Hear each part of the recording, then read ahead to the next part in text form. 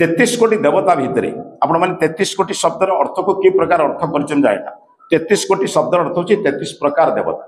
जेमिति राम एक उच्च कोटीर पितृभक्त महात्मा गांधी स्वामी श्रद्धानंद जड़े उच्च कोटीर संस्कारक कोटी शब्दर अर्थ होची श्रेणी 33 प्रकार देवता भितर से अच्छी द्वादश आदित्य ये द्वादश आदित्य हूँ माने मेष राशि ठारू आरंभ हुए मेष वृष मिथुन कर्कट सिंह कन्या ठार अर्थ विशाखा नक्षत्र आरंभ हुए आज दिन में संकल्पर दिन सूर्य को लक्ष्य कर अनेक संकल्प नि जाए सूर्य को लक्ष्य कर सूर्यंकर पूजा करा जाए हनुमान पूजा करा जाए परवर्ती क्षेत्र में जितेबाला